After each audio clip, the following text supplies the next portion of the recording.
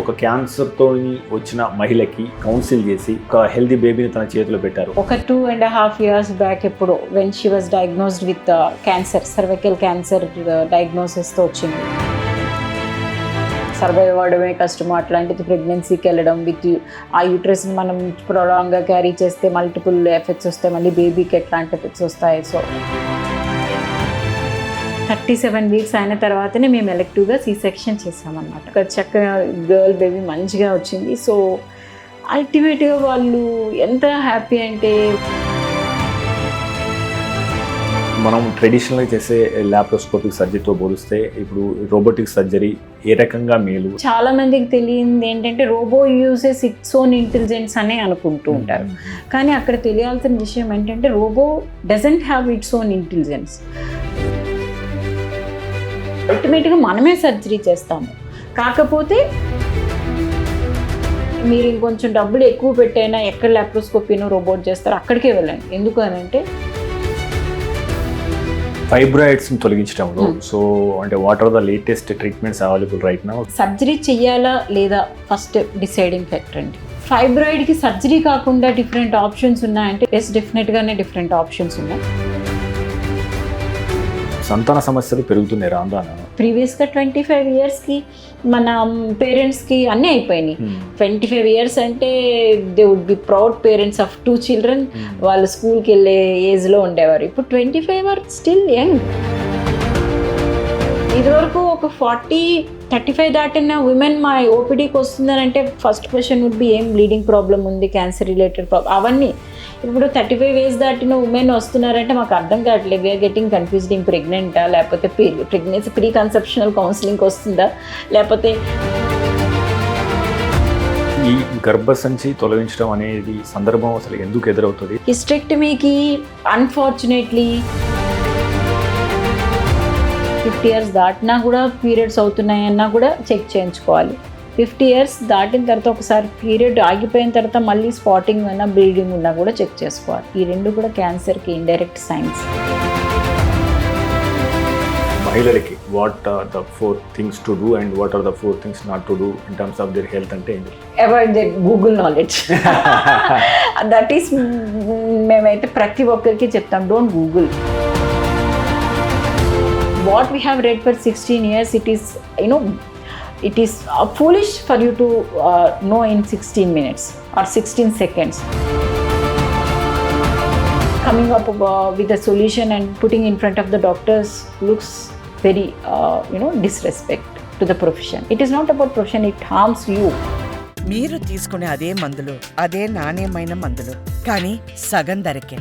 అవును, మెడ్ప్లస్ బ్రాండ్స్ పై 50-80% తగ్గింపు.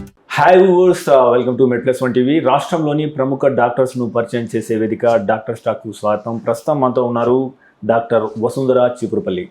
సో మన కిమ్స్ హాస్పిటల్లో గైనకాలజీ విభాగంలో పనిచేస్తున్న డాక్టర్ దాదాపుగా గత దశాబ్దం పైగా సేవలు అందిస్తున్నారు. సో ఆమెను అడిగి ఓవరాల్గా మహిళల్లో ఎలాంటి సమస్యలు వస్తున్నాయి, అదే రకంగా ఈ మధ్య తను ఒక రికార్డ్ లాంటి కేసు చేశారు. సో క్యాన్సర్తో ఉన్న మహిళకు సహజ పద్ధతిలో గర్భధారణ జరగడం, ఒక హెల్దీ బేబీని తన చేతిలో పెట్టడం, ఇలాంటి ఎన్నో అంటే అసాధారణమైన చికిత్సలు విషయంలో తనకు మంచి పేరుంది. ఆమెను అడిగి ఓవరాల్గా మహిళలకు వస్తున్న ఈ గైనిక్ కానీ ఆబ్స్టెట్రిషియన్గా కావచ్చు, మిగతా ఎలాంటి సమస్యలు వస్తున్నాయి, వాటికి పరిష్కారాలు ఏ రకంగా ఉండే అవకాశం ఉందనే అంశాన్ని తెలుసుకుందాం.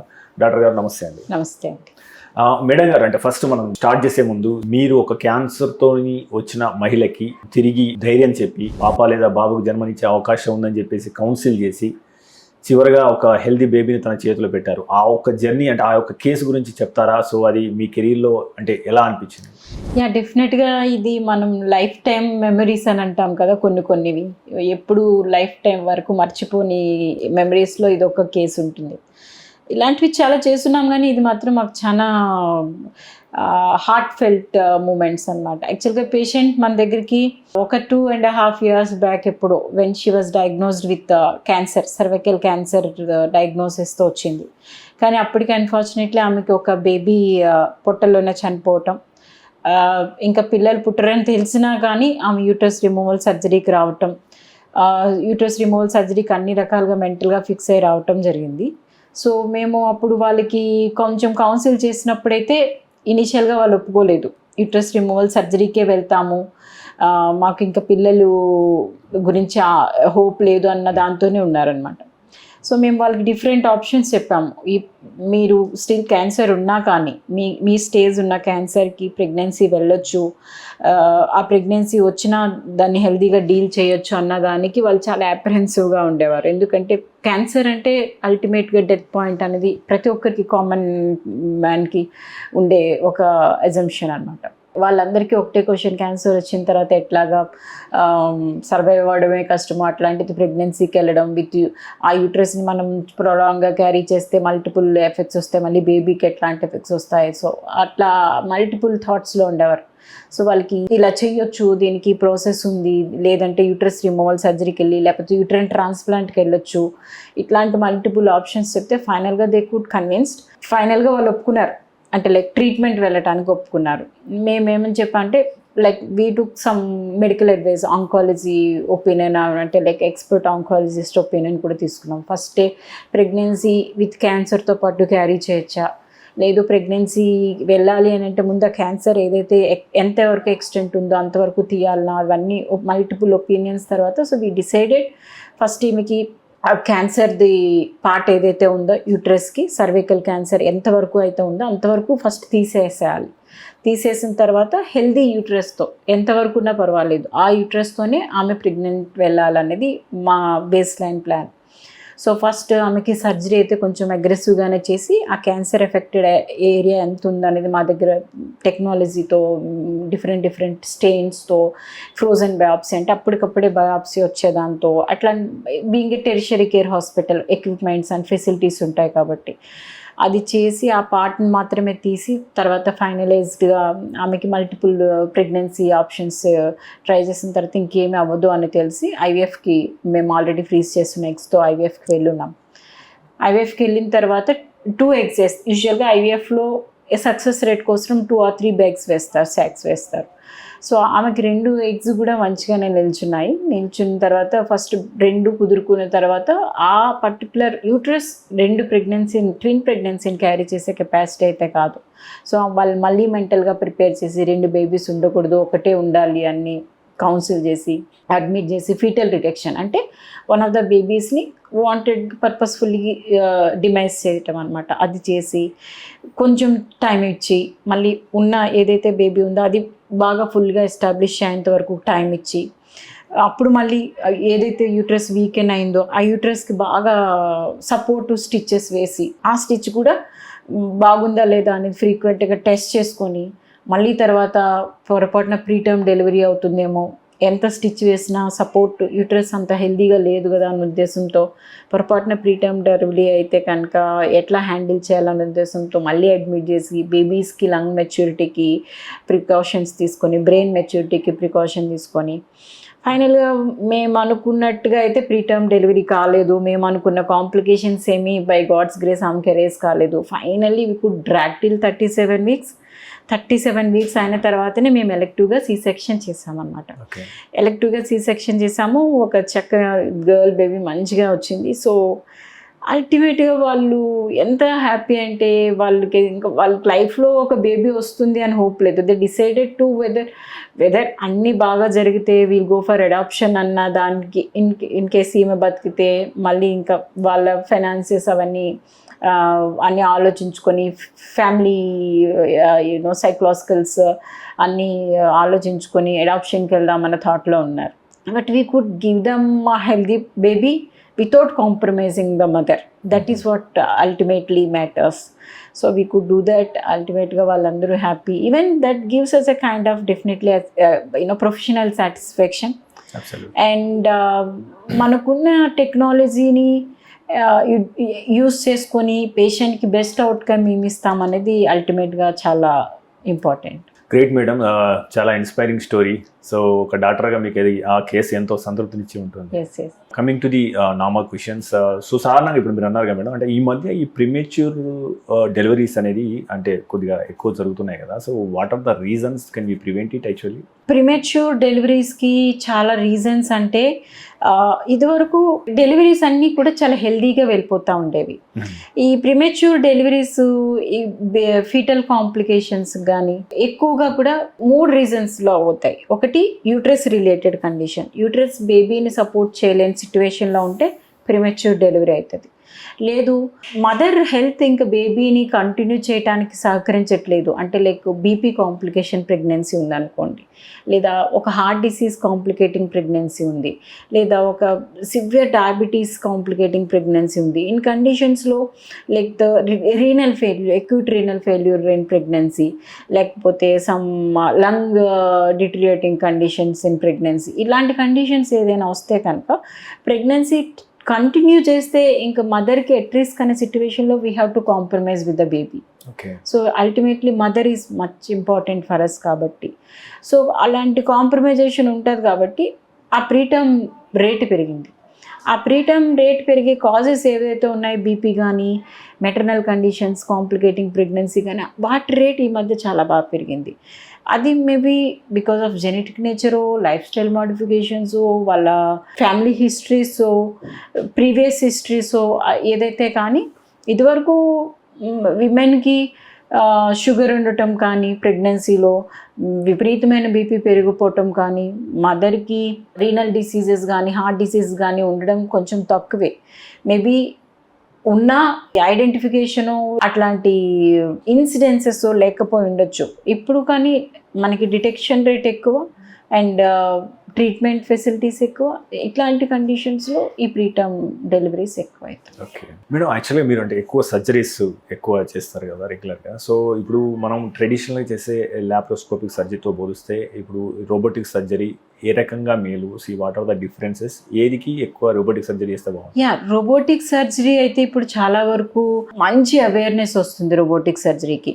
రోబోటిక్ సర్జరీ అంటే ఏంటి, మనం పేషెంట్తో డైరెక్ట్ అంటే సర్జన్ పేషెంట్తో డైరెక్ట్గా అటాచ్డ్ ఉండరు, రోబోని పేషెంట్కి అటాచ్ చేస్తాము. సో రోబోని పేషెంట్కి అటాచ్ చేస్తాము, రోబో వచ్చేసి సర్జరీ మొత్తం చేస్తూ ఉంటుంది. కాకపోతే చాలా మందికి తెలియంది ఏంటంటే robot uses its own intelligence అనే అనుకుంటూ ఉంటారు. కానీ అక్కడ తెలియాల్సిన విషయం ఏంటంటే robot doesn't have its own intelligence.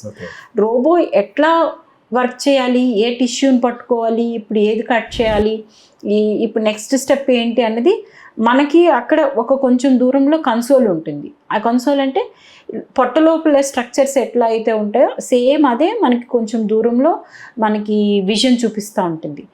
ఆ రోబోని కంట్రోల్ చేసే క్లచెస్ అన్నీ కూడా మన చేతిలో ఉంటాయి. సో అల్టిమేట్గా మనమే సర్జరీ చేస్తాము, కాకపోతే we do it through robot. అంటే సంథింగ్ లైక్ వీడియో గేమ్లో మనం మన జాకీస్ని కానీ మన రిమోట్ కంట్రోల్స్తో కానీ అవతల వాళ్ళని కంట్రోల్ చేస్తూ ఉంటాము అంతే. ఇప్పుడు మన బయట ఉన్న రోబోస్ని చాలా వరకు చూస్తుంటాం, హ్యూమన్ రోబోస్ అట్లా. సో వాళ్ళు కంట్రోల్ చేస్తూ ఉంటారు, ఇక్కడ పట్టుకోవాలి, ఈ పించ్ తీయాలి, నువ్వు వంగాలి, లేవాలి అని మాన్యువల్ రోబోట్స్. అట్లనే ఈ రోబోకి కంట్రోల్ చేసేది డాక్టరే. Doctor would be knowing what exactly the next step, what is the plan and where to hold and how to control all the system అన్నమాట. అయితే డాక్టర్కి ఎందుకు రోబోకి వెళ్ళాలి అనే విషయం వస్తే కనుక మనకి హ్యూమన్ ఐస్ కన్నా రోబోకి ఆ విజన్ లెన్స్ ఏదైతే ఉందో మ్యాగ్నిఫికేషన్ చాలా ఎక్కువ ఉంటుంది. మ్యాగ్నిఫికేషన్ 10x మ్యాగ్నిఫికేషన్ ఉంటుంది. ఒక చిన్న వెజల్ని కూడా మనం ఓపెన్ సర్జరీ చేసేటప్పుడు మనం మన ఐస్తోనే చూస్తాము, ఆ వెజల్ రోబోలో చాలా పెద్ద వెజల్గా కనిపిస్తుంది. సో ఎప్పుడైతే మనకు ఆబ్వియస్గా అంత వెజల్ కనిపిస్తుందో we don't dare to cut, మనం ప్రికాషన్ తీసుకుంటాం. అదే ఓపెన్ సర్జరీలో మనకేం తెలీదు చాలా వరకు, అట్లా చేసుకుంటూ వెళ్ళిపోతాం. Though we use certain instruments to prevent or control bleed. Aggression అనేది చాలా వరకు తక్కువ ఉంటుంది రోబోటిక్ సర్జరీస్లో వాటిలో. And we use so many electrothermal machines in robo. So వాటితో డిఫరెంట్గా బ్లడ్ లాస్ కంట్రోల్ చేయటము, యాక్సిస్ వెళ్ళటము, ఇవన్నీ చాలా బెటర్ ఉంటాయి. అండ్ కొన్ని స్ట్రక్చర్స్ ఉంటాయి, లైక్ యూరేటర్ కానీ యూట్రైన్ ఆర్టరీస్ కానీ, ఇట్లాంటి డిఫరెంట్ చాలా సాఫ్ట్ అండ్ డెలికేట్ స్ట్రక్చర్స్ ఉంటాయి. వాటిని రోబోలో హ్యాండిల్ చేయడం చాలా ఈజీ, ఎందుకంటే మ్యాగ్నిఫికేషన్ ఎక్కువ కాబట్టి. అండ్ థర్డ్ ఏంటంటే, మనం ఇలా చూసేటప్పుడు, పొట్టకోసి ఇలా చూసేటప్పుడు మనకి ఎదురుగుండా ఉన్నది మాత్రమే కనిపిస్తుంది. మనకి కిందనేముంది, ఈ పక్క నుంచి ఏముంది, దీని వెనకాతలు ఏముంది మనకు కనబడదు. అదే కెమెరాతో అయితే కెమెరా ఇటు వెళ్తుంది, పైకి వెళ్తుంది, కిందకి వెళ్తుంది, అన్ని డైరెక్షన్స్లో కెమెరా వెళ్తుంది. సో మనకి 360 విజన్ ఉంటుంది.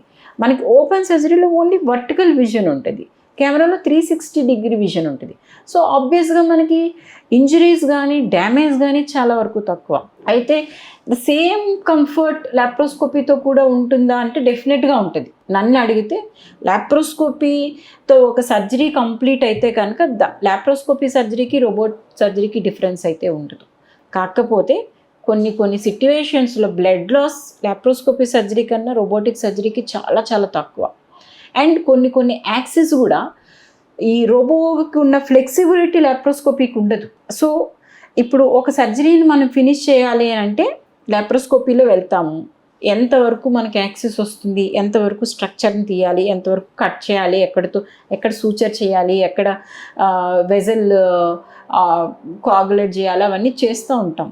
when the situations are not in our hand, open సర్జరీకి కన్వర్ట్ చేస్తాం. ఎందుకు? అల్టిమేట్గా పేషెంట్ సేఫ్టీ మనకి ఇంపార్టెంట్. లాప్రోస్కోపీ సర్జరీ ఎందుకు చేస్తాము? పేషెంట్ పోస్ట్ ఆపరేటివ్గా తక్కువ బ్లడ్ లాస్ ఉంటుంది, రికవరీ ఫాస్ట్గా అయిపోతుంది, పొట్టలో పెయిన్ ఉండదు, ఇన్ఫెక్షన్ ఉండదు. ఇలా సర్జరీ చేసుకొని నెక్స్ట్ డే అసలు ఏమీ తెలియనట్టుగానే వర్క్ రెజ్యూమ్ చేసుకోవచ్చు అన్న కాన్సెప్ట్ లాప్రోస్కోపీకి. These days everybody is getting expected with laparoscopy. కానీ ఆ కన్వర్షన్ రేట్ లాప్రోస్కోపీలో ఎక్కువ, ఎందుకంటే యాక్సెస్ లేకపోతే అల్టిమేట్గా we have to finish the surgery to decrease the disease burden. ఆ రోబోటిక్ సర్జరీలో కన్వర్షన్ రేట్ చాలా తక్కువ. సో మనకి చాలా ఫెసిలిటీస్ ఉంటాయి. నేను ఈ చైర్గా పక్కనున్న చైర్గా, లేకపోతే అన్ని చైర్సే, అన్ని కుషన్సే, ఆ చైర్కి పక్కన చైర్కి సెలెక్ట్ చేసేటప్పుడు చాలా ఆలోచిస్తాం. ఒక చిన్న మైనర్ పాయింట్స్ కూడా ఆలోచిస్తాం. ఇది కూర్చుంటే లెగుస్తుందా, కుషన్ ఇంకొంచెం థిక్గా ఉందా, మనకి రొటేషన్స్ ఉన్నాయా చైర్లో, చాలా మనకి తెలియని ఫ్యాక్టర్స్. ఒక కూర్చునే ఒక కంఫర్ట్గా కూర్చునే కుర్చీకే నెంబర్ ఆఫ్ ఫ్యాక్టర్స్ ఉంటాయి అల్టిమేట్గా మనం కొనేటప్పుడు. Of course it depends on financial status. కాబట్టి ఫైనాన్షియల్ స్టేటస్ లేనివాడు శుభ్రంగా ఒక చెక్క మీదైనా కూర్చుంటాడు. ఫైనాన్షియల్ స్టేటస్ ఉన్నవాడు, వాడికి కంఫర్ట్, ఒక చైర్ కాస్టే సమ్ ల్యాక్స్ ఉంటుంది. ఒక 500 రూపీస్ కాస్ట్ చైర్కి 1.5 lakh కాస్ట్ చైర్కి డిఫరెన్స్ ఏముంటుంది? కూర్చోవడమే అల్టిమేట్గా. It is all about comfort, it is all about luxury, it is all about safety, the same thing. Okay, అంటే ఇప్పుడు మీ లెక్క ప్రకారం అంటే వచ్చే ఫ్యూచర్లో సో ఈ రోబోటిక్ సర్జరీ ఈ గైనిక్ కావచ్చు, ఈ ఆబ్స్టెట్రిక్స్లో కావచ్చు, అంటే ఎలాంటి మార్పును తీసుకురాబోతుంది? ఎస్ అండి, డెఫినెట్గా. అయితే ఇదివరకు ఎండోమెట్రోసిస్ అనేది ఒక చాలా కాంప్లికేటెడ్ డిసీజ్ ఉంటుంది గైనకాలజీలో. ఎండోమెట్రోసిస్ వచ్చిన వాళ్ళకి విపరీతమైన పెయిన్, ఇన్ఫర్టిలిటీ, వాళ్ళకి ఒక రకమైన నరకం చూస్తూ ఉంటారు. ఈ ప్రెగ్నెన్సీ రాక పీరియడ్స్ అప్పుడు విపరీతమైన పెయిన్ వాటితో. సో అలాంటి వాళ్ళకి లాప్రోస్కోపీ కూడా ఒక్కొక్కసారి అంత అగ్రెసివ్గా వర్క్ కాకదు. అట్లాంటి వాళ్ళకి రోబోటిక్ సర్జరీ చాలా వరకు హెల్ప్ అయింది. ఇంకొన్ని సర్జరీస్కి అయితే యూట్రస్ కిందకి జారిపోవటం, అండ్ యూట్రస్ సూచర్ చేసిన తర్వాత యూట్రస్ రిమూవల్ సర్జరీ తర్వాత వాల్ట్ కిందకి జారిపోవడం, ఇలాంటి కొన్ని సర్జరీస్ ఉన్నాయి. సో వీటన్నింటిలో యాక్సెస్ లాప్రోస్కోపీకి కన్నా రోబోటిక్కి చాలా ఎక్కువ యాక్సెస్ అన్నది. సో అల్టిమేట్గా పేషెంట్ కంఫర్ట్ అండ్ పేషెంట్ బయటకి సక్సెస్ఫుల్గా వెళ్ళిపోవటం అండ్ సక్సెస్ రేట్ ఉండటం అనేది చాలా ఎక్కువ రోబోటిక్స్. నాకు తెలిసి ఇదివరకు కొన్ని సిస్టమ్ 1 or 2 రోబోట్సే ఉండేవి. ఇప్పుడు ఆ మొనోటోనీ లేదు, మల్టిపుల్ రోబోట్స్ వచ్చాయి companies. So even affordability to the middle segment hospitals కూడా ఉంది. ఇదివరకు చాలా కార్పొరేట్స్ హాస్పిటల్స్లోనే రోబోటిక్ సర్జరీ ఉండేది. ఇప్పుడు మిడిల్ సెగ్మెంట్ హాస్పిటల్స్ వాళ్ళు కూడా రోబో కాస్ట్ తగ్గింది కాబట్టి they are utilizing this comfort కానీ ఫెసిలిటీస్ కానీ. సో అప్పుడు ఈ మిడిల్ సెగ్మెంట్ హాస్పిటల్కి వెళ్ళే పీపుల్ కూడా రోబోని అఫోర్డ్ చేసే స్టేజ్ వస్తుంది. నాకు తెలిసి ఒకప్పుడు రోబోటిక్ సర్జరీ గురించి పేషెంట్కి ఎడ్యుకేట్ చేయాల్సి వచ్చేది. దీనికి వెళ్ళండి, దీంతో మీకు యూజ్ ఉంటుంది, ఫైనాన్సెస్ ఇట్లా ఉంటాయి కానీ మీకు కొంచెం బెటర్ ఉంటుంది అని. మేబీ డౌన్ ద లైన్ పేషెంటే ఇప్పుడు లాప్రోస్కోపీ కావాలని పేషెంటే వాళ్ళంతటి వాళ్ళు వచ్చి అడుగుతున్నారు. మేబీ ఫ్యూ ఇయర్స్ లేటర్ వాళ్ళే వచ్చి నాకు రోబోటిక్ సర్జరీ కావాలని అడిగే సిచ్యువేషన్ అయితే డెఫినెట్గా రావచ్చు. ఆబ్స్ట్రిక్స్లో రోబోట్ పార్ట్ ఉండదు, డెలివరీస్లో రోబోట్ పార్ట్ ఉండదు. It is all in gynaecology. So డెఫినెట్గా రోబోట్ అయితే మంచి రోల్ ప్లే చేయొచ్చు డౌన్ ద లైన్. మీరు తీసుకునే అదే మందులు, అదే నాణ్యమైన మందులు, కానీ సగం ధరకే. అవును, MedPlus బ్రాండ్స్ పై 50 to 80% తగ్గింపు. ఇంకోటి సార్ మేడం, ఇది ఫైబ్రాయిడ్స్ తొలగించడంలో సో అంటే what are the latest treatments available right now? So ఎట్లా చేస్తారు సార్ అనగా? ఫైబ్రాయిడ్స్ అనేవి సర్జరీ చెయ్యాలా లేదా ఫస్ట్ డిసైడింగ్ ఫ్యాక్టర్ అండి. ఫైబ్రాయిడ్ సిమ్టమ్స్ ఇస్తుంది, ఫైబ్రాయిడ్ రిలేటెడ్ మనకి ఇష్యూస్ ఉన్నాయంటే it's better you go for surgery. ఫైబ్రాయిడ్కి సర్జరీ కాకుండా డిఫరెంట్ ఆప్షన్స్ ఉన్నాయంటే డెఫినెట్గానే డిఫరెంట్ ఆప్షన్స్ ఉన్నాయి. అది ఒకటి మైక్రోవేవ్ అబ్లేషన్ అని, ఓన్లీ ఫైబ్రాయిడ్ లోపల ఒక ఇంజెక్షన్ లాంటి ప్రోబ్ పెట్టి అక్కడి నుంచి హీట్ జనరేట్ చేసి ఫైబ్రాయిడ్ చుట్టూత మెల్ట్ చేస్తాం. ఇప్పుడు మనం ఒక ఐస్ని మెల్ట్ చేయాలంటే ఒక చిన్న ప్రోబ్ పెట్టి, ఒక హీట్ ప్రోబ్ పెట్టినా కూడా ఐస్ అంతా గ్రాడ్యువల్గా మెల్ట్ అయిపోతుంది. ద సేమ్ ఇదనమాట. మనం ఒక చిన్న ప్రోబ్ పెట్టి ఫైబ్రాయిడ్ మిడిల్ పాయింట్ ఆఫ్ ఫైబ్రాయిడ్లో ప్రోబ్ పెట్టి పక్కనున్న ఫైబ్రాయిడ్ మజిల్ ఏదైతే ఉందో దాన్ని అంతటిని హీట్ చేసేసి డౌన్ ద లైన్ విడిచిపెట్టేస్తే అది కొన్ని రోజులకి గ్రాడ్యువల్గా ష్రింకే చిన్నగా అయిపోతుంది. అది ఈ మధ్య వచ్చిన లేటెస్ట్ టెక్నాలజీ, కానీ దానికి ఉండే సైడ్ ఎఫెక్ట్స్ దానికి ఉన్నాయి. అండ్ సక్సెస్ రేట్ అందరిలో ఒకలాగా లేదు. మేము పర్సనల్గా చేసిన స్టడీ దాన్ని బట్టి. అండ్ తర్వాత మైక్రోవేవ్ అబ్లేషన్ కాకపోతే యూటెరినరీ ఎంబలైజేషన్ అంటారు. యూటెరినరీ ఎంబలైజేషన్ ఏంటంటే ఫైబ్రాయిడ్కి ఏదైతే బ్లడ్ సప్లై ఇస్తుందో ఆ వెజల్స్ని బ్లాక్ చేయటం అంటారు.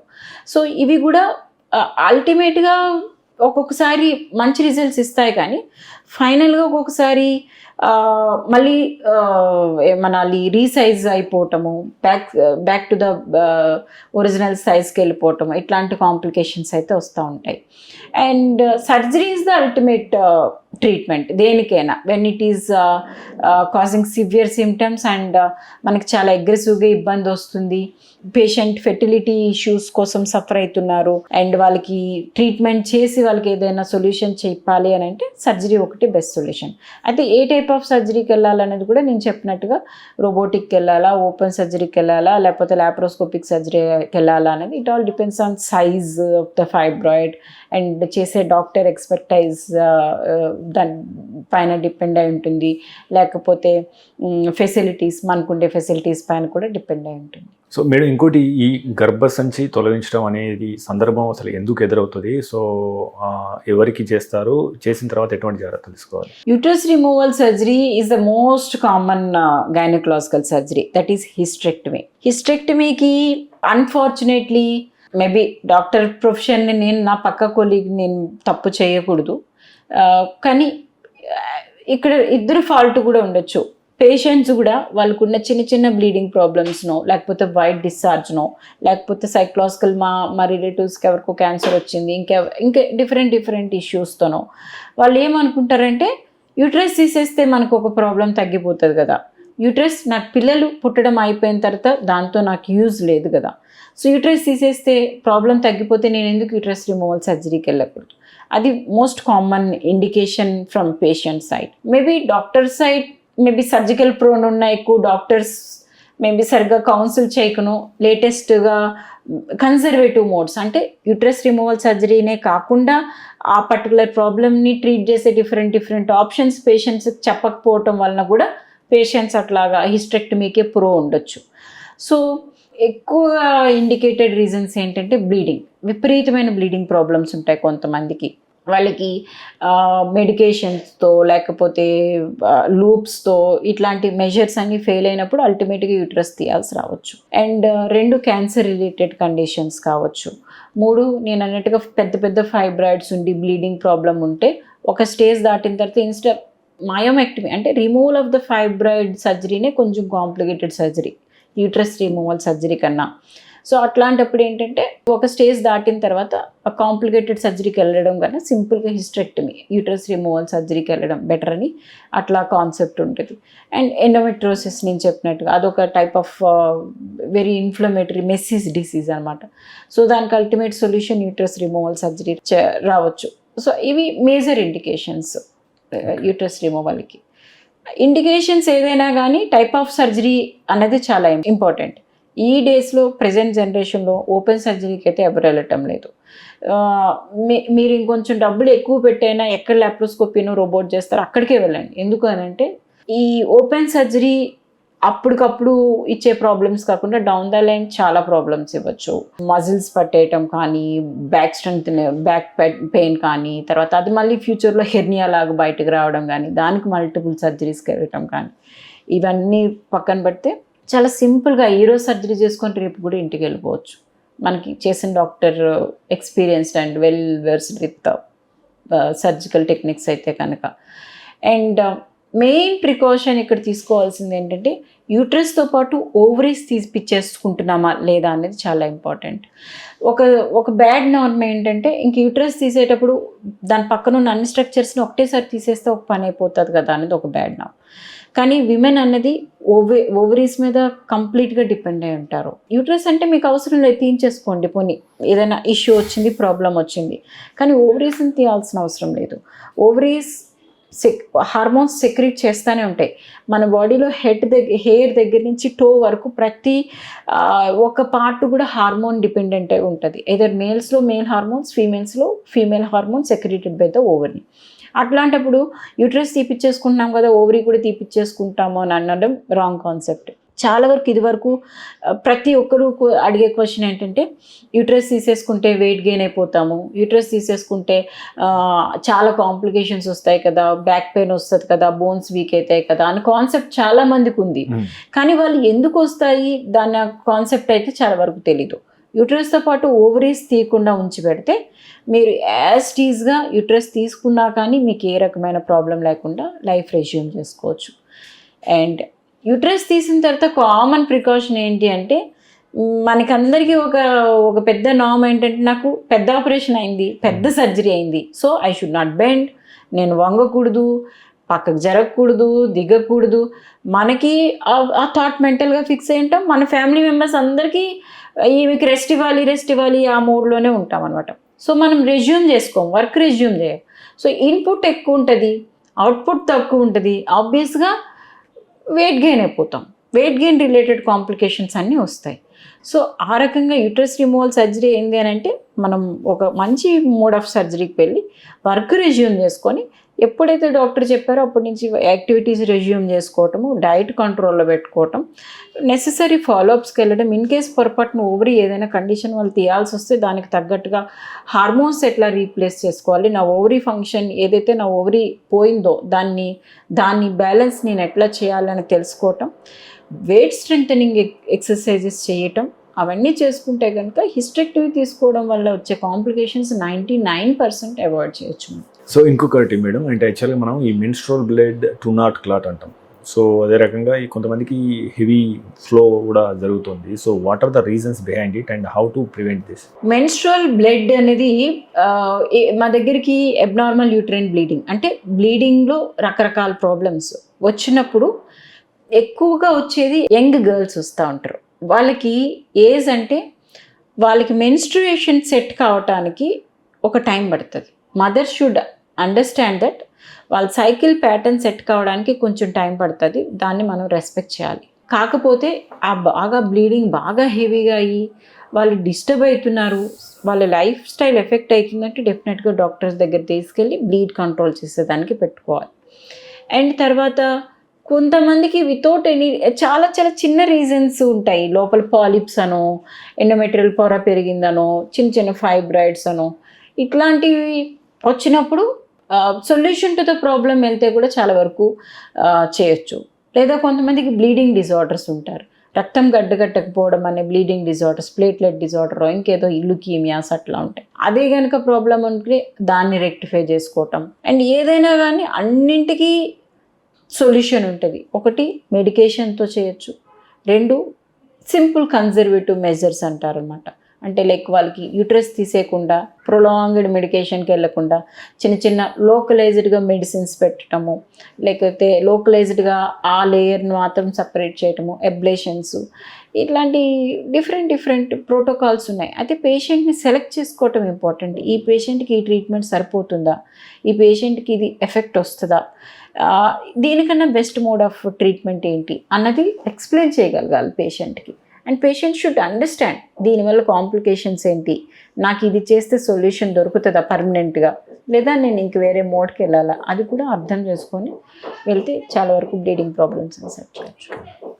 అంటే మేడం ఇంకొకటి సాధారణంగా ఒక గైనిక్ వాళ్ళని సంప్రదించే వాళ్ళు ఆల్మోస్ట్ 30 to 40 months నుండి పీరియడ్స్ సక్రమంగా లేవు అనే కారణమే రెగ్యులర్గా అనిపిస్తుంది. యాక్చువల్గా ఈ ట్రెండ్ ఎందుకు మొదలైంది, అసలు పీరియడ్స్ సక్రమంగా ఉండాలంటే ఒక మహిళ చేయాల్సిన పనులేంటి, when to consult a doctor? Periods చాలా వరకు ఈ మధ్యకాలంలో అయితే ఇర్రేషనల్గా పీసీఓడి కానీ ఈ మెన్స్ట్రువల్ డిస్టర్బెన్సెస్ కానీ చాలా ఎక్కువైపోయినాయండి. అండ్ అన్ఫార్చునేట్లీ కొన్నింటికి రీజన్ తెలియటం లేదు. మనకి విపరీతమైన లైఫ్ స్టైల్ మాడిఫికేషన్స్ కానీ జెనెటిక్ ఇన్ఫ్లుయెన్స్ కానీ ఉంటుంది. దానికి మనం ఎంత వెతికినా రీజన్ కనిపెట్టలేకపోతున్నాం. దాన్ని మన చేతిలో లేదు, ఏం చేయలేం. కానీ మన చేతిలో ఉన్నది ఏంటంటే ప్రాపర్ లైఫ్ స్టైల్ యాక్టివిటీ మాత్రం it is not only affecting our periods, it is affecting the whole body and psychological issues కూడా. సో వాటన్నింటినీ అడ్రస్ చేసి మనం రెగ్యులర్గా డైట్ తింటున్నామా, మనం తినే ఫుడ్లో ఎంత క్యాలరీస్ వెళ్తున్నాయి, ఏది ఎంత డంప్ చేస్తున్నామా అనేది ఎవరు చూడటం లేదు. మనం వీకెండ్కి వెళ్ళామా, అక్కడ అంత స్పెండ్ చేసి అక్కడ ఆ రెస్టారెంట్లో బాగుంది తిన్నామా, ఈ రెస్టారెంట్లో బాగుంది తిన్నామా, ఆ ఒక్క ఓరియంటేషనే ఉంటుంది. కానీ మనకి ఎంతవరకు అవసరం, yes recreation is very much needed. And కనబడిన చోటల్లో రిక్రియేషన్ వెతుక్కోకూడదు. అండ్ మనకి కావాల్సిన ఫుడ్ మనకి నచ్చిన ఫుడ్ మనం ఇంట్లో చేసుకోలేమా అన్న పాయింట్ కూడా చాలా important. At the same time activity అనేది ఇదివరకు ఇన్హెరెంట్గానే ఉండేది. మనకి ఏమైనా వస్తువు కావాలంటే మనం వెళ్ళి తెచ్చుకుందాము అన్న కాన్సెప్టే ఇదివరకు. We are not being provided with these many luxurious hand door food to mouth facilities అట్లా లేవు. ఇప్పుడు చిన్న చిన్న వస్తువులకు కూడా మనం ఆర్డర్ పెట్టడమే, అసలు ఇంటి నుంచి కదిలేదు లేదు. And unless they are going to restaurant or recreation, they are not moving out, they are not going out. అన్నీ ఆర్డర్ పెట్టుకోవడము, అన్నింటికి డిపెండ్ అవటము. We are not at all taking few steps for at least ఒక క్యాబ్ కోసరమో లేకపోతే ఒక bus కోసరమో దేనికోసరమో ప్రతి దానికి we depend on staircase. We are not depending on staircase, we are being depend on elevators. అన్ని మోడ్స్లో we are being pampered, we are being lifted in always. And we are not at all putting pressure on our body. And aggressive exercise చేయాల్సిన అవసరం లేదు. You do your routine activity, అది మాత్రం చాలు. ఇంకోటి madam, సాధారణంగా ఈ అంటే సంతాన సమస్యలు పెరుగుతున్నాయి రాను రాను. అంటే అంతకుముందు సంతానం పెరిగిందని చెప్పేసి బాధపడ్డ భారతదేశం ఇప్పుడు సంతానం తగ్గుతుందని బాధపడుతుంది. అవును అవును. కొన్ని దేశాల్లో అయితే పిల్లలు కన్న వారికి ప్రోత్సాహకాలు ఇస్తున్నారు, డబుల్ బెడ్రూమ్ హౌస్ ఇస్తున్నారు సింగపూర్లో. చైనా ఇప్పుడు ఆ సింగిల్ చైల్డ్ నామ్ నుంచి బయటకు వచ్చి ఎన్నో ఏమనాలి ఇన్సెంటివ్స్, ఎన్నో పథకాలు తీసుకొచ్చింది పిల్లల కోసం. అండ్ వాళ్ళు ఎంతలాగా హ్యాబిట్యుయేట్ అయిపోయారంటే they are not at all coming out of that brain stream నుంచి. వాళ్ళు సింగిల్ చైల్డ్ నార్మ్ నుంచి వాళ్ళు అసలు బయటికి రావటం లేదు. జపాన్ లో కూడా ఓల్డ్ పాపులేషన్ ఎక్కువ ఉంది, యంగర్ పాపులేషన్ ఎక్కువ లేదు అనేది కూడా ఈ మధ్య వింటున్నాం. But still that is not happening in India. But the thing is ఇండియాలో ఇన్ఫర్టిలిటీ రేట్ ఎక్కువైపోయింది.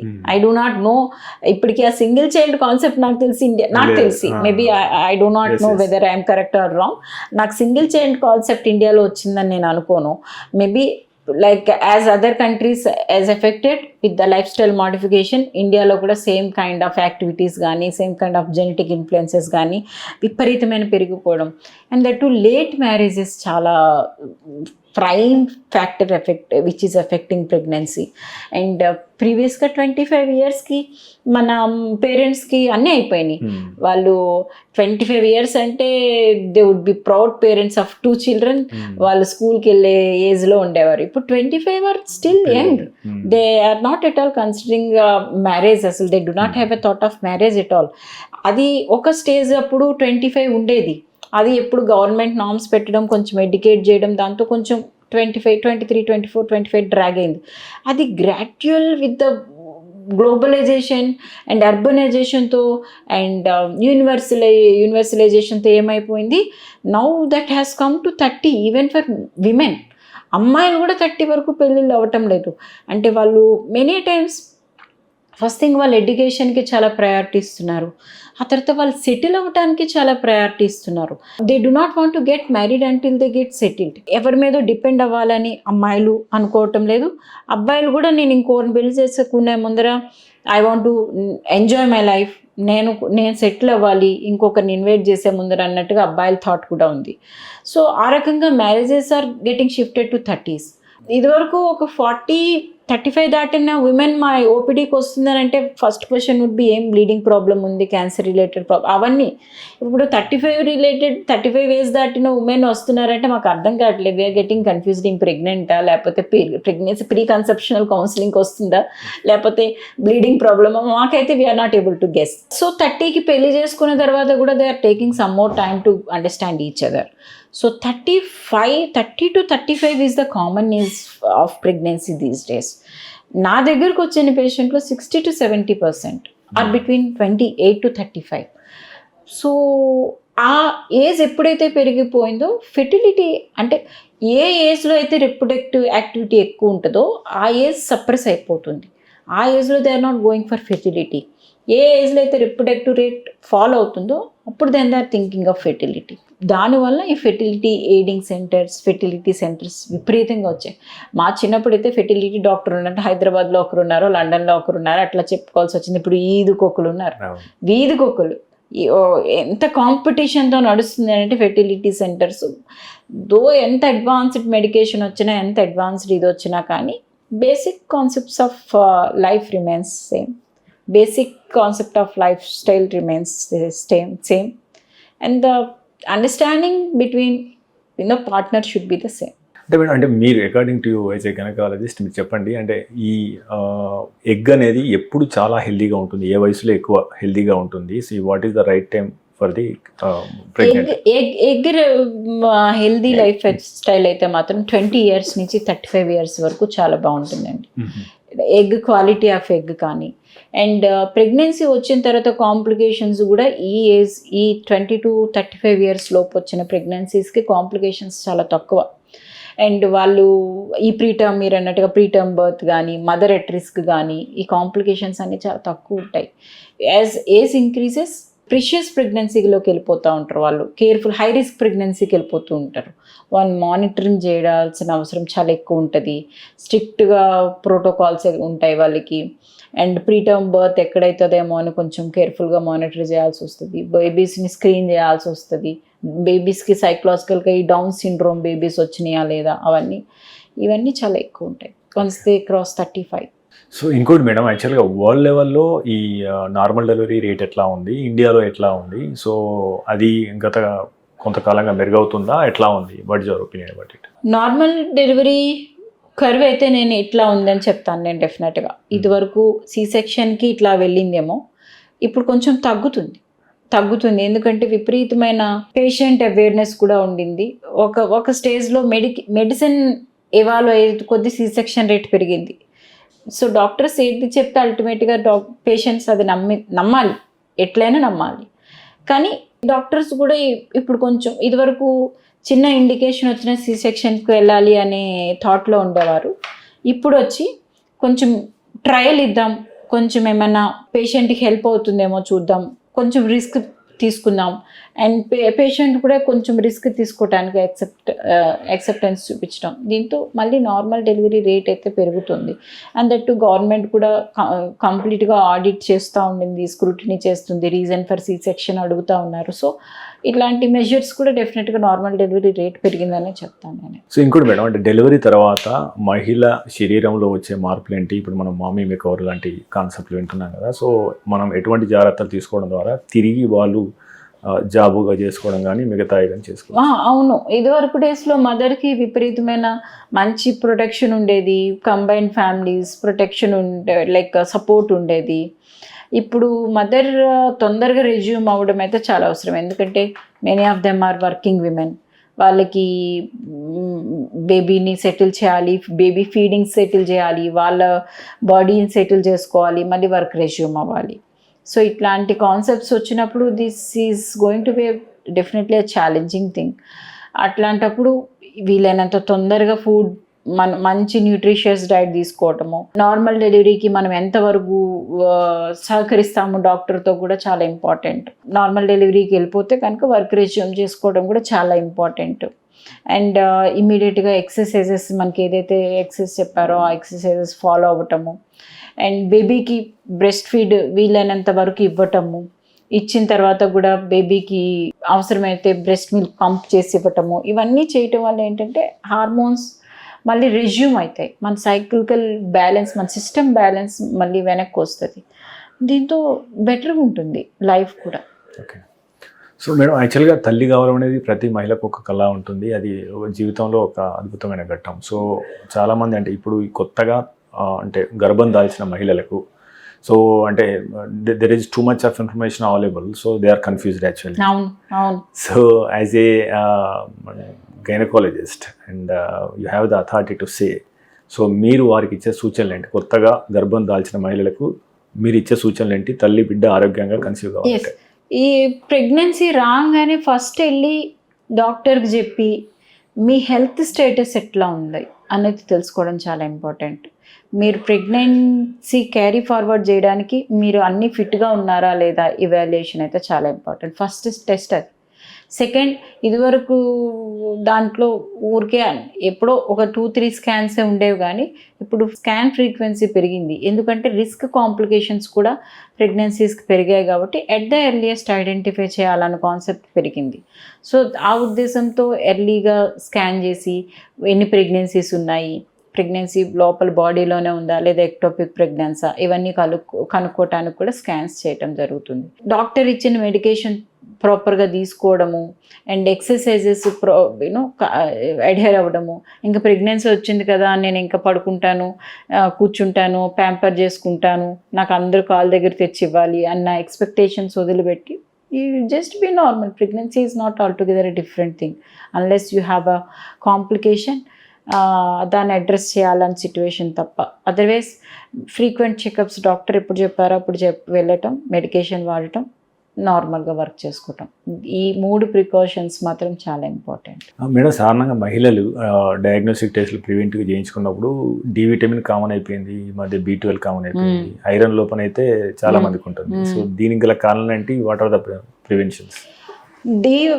బి వైటమిన్స్ అన్నీ ఇవన్నీ కూడా ఎక్కువ ఫుడ్ ఇంటేక్ డెఫిషియన్సీనే ఉందండి. మన ఇండియన్ స్టడీస్లో అయితే కనుక ఎక్కువ వాళ్ళకి న్యూట్రిషనల్ డెఫిషియన్సీ అనేమియానే ఉంది. అనేమియా అనేది ఇన్పుట్ తక్కువ ఉండడం, అవుట్పుట్ ఎక్కువ ఉండడం వల్ల అనేమియా వస్తుంది. విమెన్లో అయితే పర్టికులర్గా ఈ మెన్స్ట్రువల్ డిజార్డర్స్ అంటే విపరీతమైన బ్లడ్ లాస్ వాళ్ళు నోటీస్ చేయరు, లేదా వాళ్ళకి తెలీదు ఇది బ్లడ్ లాస్ నాకు హెవీగా అవుతుందన్న విషయం కూడా చాలామంది నోటీస్ చేయకపోవచ్చు. అదేనా ఒక రీజన్ అవ్వచ్చు, లేదా వాళ్ళు ప్రాపర్గా డైట్ ఇంటేక్ లేకపోవడం కూడా వన్ ఆఫ్ ద రీజన్స్ అవుతుంది. ఈ కండిషన్స్లో కానీ ఎనీమియా, ఐరన్ డెఫిషియన్సీ ఎనీమియా కానీ ఇంకా ప్రాపర్ బ్లడ్ లాస్ వల్ల రిజల్టింగ్ ఎనీమియా కూడా చాలా ఉంటుంది. అండ్ వైటమిన్ డి అవన్నీ కూడా మనం ఎక్కువ ఇప్పుడు చాలా వరకు చాలా తక్కువ sun exposure.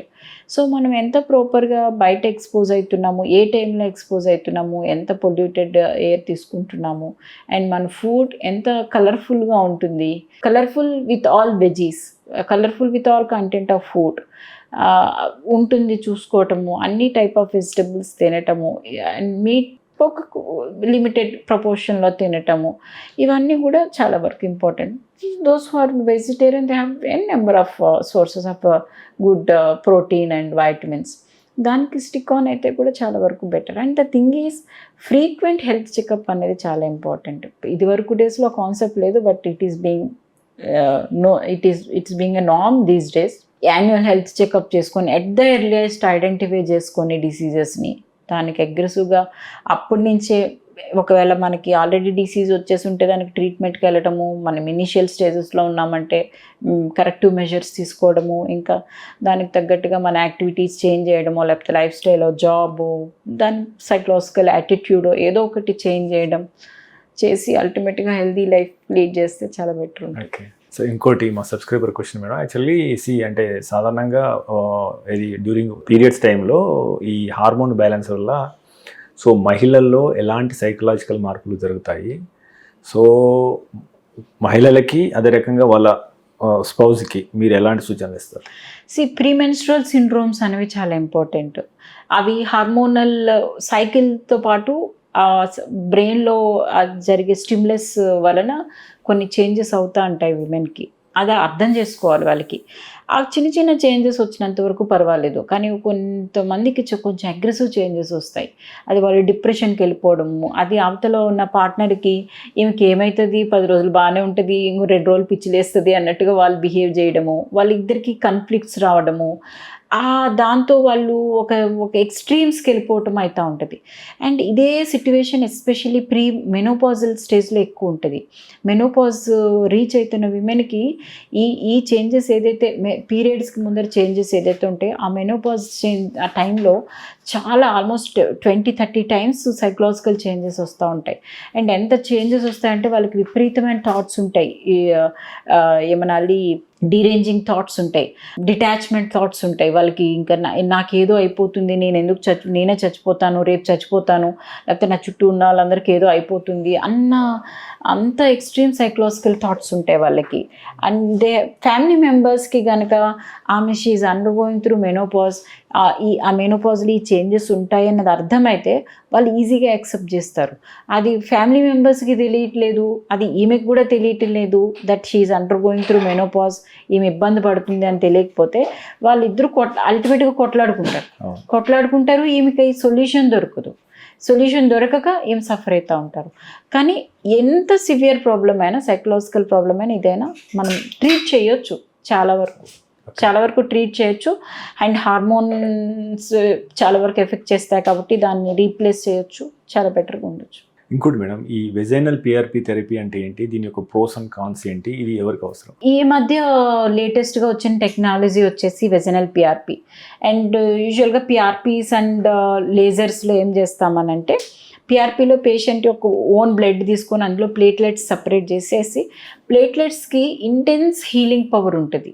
So when human defence mechanisms, విమెన్కి డిఫెన్స్ మెకానిజమ్స్ తక్కువైపోతే రికరెంట్ వెజనల్ డిశ్చార్జెస్ రావడము, వైట్ డిశ్చార్జెస్, ఈ vaginal problems, sexual problems, sexual dissatisfaction ఉండడము, ఈ రకరకాల ప్రాబ్లమ్స్ ఉంటాయి. వీటన్నింటికి కూడా పిఆర్పి చాలా వరకు సొల్యూషన్ ఇస్తుంది. అండ్ దీనికి తగ్గట్టుగా లేజర్ని కనుక అటాక్ చేస్తే వైట్ డిశ్చార్జెస్లో, ఈ సెక్షువల్ ఎరోజల్స్లో, లేకపోతే కాస్మెటిక్ గైనకాలజీలో, వీటన్నింటిలో కూడా చాలా యూజ్ ఉన్నాయి. అండ్ చాలా వరకు తెలియని కాన్సెప్ట్ ఇది. పిఆర్పీస్ అండ్ వెజనల్ లేజర్స్ ఉన్నాయి, అది కాస్మెటిక్ గైనకాలజీకి యూజ్ చేయొచ్చు, వైట్ డిశ్చార్జ్కి యూజ్ చేయొచ్చు, సెక్షువల్ డిస్ఫంక్షన్స్కి యూజ్ చేయొచ్చు అనే విషయం చాలామందికి తెలియదు. సో మేడం, అంటే సాధారణంగా 50 సంవత్సరాలు దాటిన మహిళలకు ఒక గైనకాలజిస్ట్గా మీరు ఇచ్చే సలహా ఏంటి? 50 years దాటింది అని అంటే మీరు చేయాల్సింది యాన్యువల్ స్క్రీనింగ్ మాత్రం చాలా ఇంపార్టెంట్. ఓకే. తర్వాత ఎందుకంటే ఈ విమెన్ ఎక్కువ క్యాన్సర్ రిస్క్ జోన్లో ఉంటారు. 50 years దాటిన తర్వాత చాలా వరకు మెనోపాజ్ వచ్చేస్తుంది. మెనోపాజ్ వచ్చి కొంతమంది రాని వాళ్ళకి 50 years దాటినా కూడా పీరియడ్స్ అవుతున్నాయన్నా కూడా చెక్ చేయించుకోవాలి. 50 years దాటిన తర్వాత ఒకసారి పీరియడ్ ఆగిపోయిన తర్వాత మళ్ళీ స్పాటింగ్ అయినా బ్లీడింగ్ ఉన్నా కూడా చెక్ చేసుకోవాలి. ఈ రెండు కూడా క్యాన్సర్కి indirect science. And they should concentrate more on their body health, bone health, so heart మీద. సో హార్మోన్స్ అనేవి మనకు ఒక రకంగా 100% సపోర్ట్ చేసి ఒక 20-30% సపోర్ట్ చేస్తాయి. దానిని మనం ఏ రకంగా రెక్టిఫై చేయాలి, బ్యాలెన్స్ చేయాలనేది చాలా important. And what I sincerely suggest is, you lived your life for 50 years. That is enough. Now, you must have lived it for others. You must have lived it for, in pursuing of something, in craving for something, in achieving something. Now it is time. You settle down. First, మన కోసం మనం live చేయటం చాలా important. At least ఆ స్టేజ్లోనే మనం మన లైఫ్ని ఎంజాయ్ చేయాలి. ఎందుకు అని అంటే ఆ టైంకి అట్లీస్ట్ కొంచెం సెటిల్మెంట్స్ అయి ఉంటారు, పిల్లలు కానీ చదువులు కానీ. అప్పుడైనా మన మీద మన హెల్త్ పైన మనం దృష్టి పెట్టకపోతే, మన పిల్లలు మంచి వాళ్ళు అయితే మనకు హెల్ప్ చేస్తారు, తప్పు అనటం లేదు. కానీ వాళ్ళపైన మనం అంతా నెగ్లెక్ట్ చేసి వాళ్ళపైన భారం వేసేసి నువ్వు చూడు అనడం కూడా చాలా తప్పు. And at the same time నువ్వు విపరీతమైన స్ట్రెస్ పెట్టేసుకొని ఏదో అయిపోతుందని నీ లైఫ్ లివ్ చేయకపోవటం కూడా తప్పు. Okay madam. యాక్చువల్గా ఇంకోటి, ఈ మానసిక ఒత్తిడితోని ఈ మధ్య మహిళలు రకరకాల అనారోగ్యాలకు గురవుతున్నారు కదా madam. So how to reduce stress మీ దృష్టిలో? స్ట్రెస్ అనేది డిఫరెంట్ ఆస్పెక్ట్. ఇప్పుడు ఇదివరకు డేస్లో కానీ ఇప్పుడు కంపేర్ చేస్తే ఎక్స్పెక్టేషన్స్ చాలా ఎక్కువైపోయినాయి. ఇద్దరు ఫైనాన్షియల్ ఎక్స్పెక్టేషన్స్ కానీ, వర్క్ ఎక్స్పెక్టేషన్స్ కానీ, ఫ్యామిలీ ఎక్స్పెక్టేషన్స్ కానీ ఎక్కువైపోయినాయి. మన సైకలాజికల్ కండిషన్స్ బట్టి, లేకపోతే మన లివింగ్ కండిషన్స్ బట్టి, మన ఎర్నింగ్స్ ఎంత, మన లైఫ్ స్టైల్ ఏంటి, మనం ఏం సపోర్ట్ చేయగలుగుతాము, what is the family expecting from us అని అర్థం చేసుకోవడం చాలా ఇంపార్టెంట్. నేను as a always say, first you live for yourself. డెఫినెట్గా అప్పుడు ఆబ్వియస్గా పక్కన వాళ్ళకి హెల్ప్ చేయగలుగుతాం. When you are thinking about others, when you are living for others, you won't understand the purpose of your life. Many times you struggle. మీకు ఎదుటి వాళ్ళకి చేస్తున్నా కానీ ఆ స్ట్రగుల్ ఉంటుంది లోపల. ఆ స్ట్రగుల్తో మనం 100% అవుట్పుట్ ఇవ్వలేం. When you live for yourself, when you are satisfied completely, అవతల వాళ్ళకి ఏం చేసినా మనం చాలా కంప్లీట్గా చేస్తాము, హ్యాపీగా చేస్తాము. అది మనం బాగుంటాము, అవతల వాళ్ళు కూడా బాగుంటారు. సో అలా ఉండాలి అని అంటే మనకి మనం స్ట్రాంగ్గా ఉండాలి. It is fine if you are a working woman, if you can concentrate on certain things, that is okay. If you are not able to concentrate, you have to give a pause. You have to understand that this is not my thing which I am unable to do this. అర్థం చేసుకోవాలి. చాలా మందికి ఏమనుకుంటారంటే, నేను ఇప్పుడు ఎట్లయినా work చేసే తీరాలి, నా ఫ్యామిలీని సపోర్ట్ చేయాలి, అట్లనే అనుకుంటారు. నీ హెల్త్ నీ కోఆపరేట్ చేయకపోతే నువ్వు ఫ్యామిలీని సపోర్ట్ చేయాలన్న దానికన్నా you are putting more pressure on your body, which is ultimately losing your life అనేది చాలా మందికి అర్థం కాదు. అక్కడ వాళ్ళు చాలా వరకు డెసిషన్ తీసుకోలేరు. నేను బయటికి బాగానే ఉన్నాను కదా, నేను వర్క్ చేసి వాళ్ళని హెల్ప్, వాళ్ళకో పోనీ మనకో చెయ్యాలి అని అనుకుంటాం. కనుక నీకు అల్టిమేట్గా జరుగుతున్న డ్యామేజ్ ఎక్కువ నువ్వు ఎర్న్ చేస్తున్న దానికన్నా అన్న విషయం చాలా వరకు తెలీదు. ఎప్పుడైతే అండర్స్టాండింగ్ ఉండిందో డెఫినెట్గా చాలా వరకు బెటర్ ఉంటారు. ఓకే మేడం, అంటే before wind up this interview, so మీకు అంటే మహిళలకి what are the 4 things to do and what are the 4 things not to do in terms of their health అంటే ఏం చెప్తారు? ఫస్ట్ ఫార్మోస్ట్ థింగ్ ఈస్, నేను ఎప్పుడు చెప్తానండి, ఫస్ట్ గుడ్ లైఫ్ స్టైల్ మాకు చాలా ఇంపార్టెంట్. ఓకే, వాళ్ళకి ఫైనాన్షియల్ స్టెబిలిటీ చాలా important. And third, regular health checkups చాలా ఇంపార్టెంట్. Maintain a balance. ఈ 4 చాలా ఇంపార్టెంట్. అవాయిడ్ చేయాల్సింది ఏంటి అని అంటే, మనం స్ట్రగుల్, పక్కన వాళ్ళ స్ట్రగుల్ మన పైన వేసుకోకూడదు. అది చాలా ఇంపార్టెంట్. మనం ఆబ్వియస్గా మనం పక్కన వాళ్ళందరికీ మంచి చేస్తాం when you are living for yourself. And avoid చేయాల్సింది, మనము పోస్ట్పోన్మెంట్ అవాయిడ్ చేయాలి. అంటే లైక్ హెల్త్ చెకప్కి రావాల్సి వస్తే, మా అబ్బాయి పెళ్ళయ్యాక వెళ్దాము, లేకపోతే పండగకి వెళ్దాము, అలాంటి థింగ్స్ని అవాయిడ్ చేయాలి. అండ్ కొంతమందికి డయాగ్నోజ్ అవుతుంది కండిషన్, కానీ వాళ్ళకి ఇప్పుడు సర్జరీ చేయించుకోవాలా, రేపు పొద్దున్న సర్జరీ చేయించుకోవాలా, మల్టిపుల్ ఒపీనియన్స్కి వెళ్తారు. అలాంటి సిచ్యువేషన్స్ దానికన్నా ఒక ప్రాపర్ వేలో వెళ్ళి to get the things clarified is చాలా important. And 4th thing to avoid is and better avoid the Google knowledge. That is, మేమైతే ప్రతి ఒక్కరికి చెప్తాం, don't Google. That is what we have done for 16 years. Medicine we usually study for 16 years. Many a times 16 years, or it all depends on the speciality. What we have read for 16 years, it is foolish for you to know in 16 minutes or 16 seconds. Something immediately Googling and coming up with a solution and putting in front of the doctors looks very, disrespect to the profession. It is not about profession, it harms you. ఒక medicine ఇచ్చారు అని అంటే దానికి ఇమ్మీడియట్గా Google చేయటం, దానికి ఒక medicine ఇచ్చారంటే నేను ఇది వాడతానని చెప్పటం, లేకపోతే నాకు ఈ సిమ్టమ్ వచ్చింది, నాకు ఈ డిసీజ్ వచ్చింది, నేను ఈ ట్రీట్మెంట్ తీసుకోవాలా అని అడగడానికి డాక్టర్ దగ్గరికి రావటం, ఇట్లాంటివి కొంచెం తగ్గిస్తే బెటర్ నన్ను అడిగితే. So thank you madam, thank you very much. Thank you. So viewers, ఇది ఈ వారం డాక్టర్ స్టాక్. వచ్చే వారం మరో డాక్టర్తో కలుద్దాం. చూస్తూనే ఉండండి MedPlus 1 TV.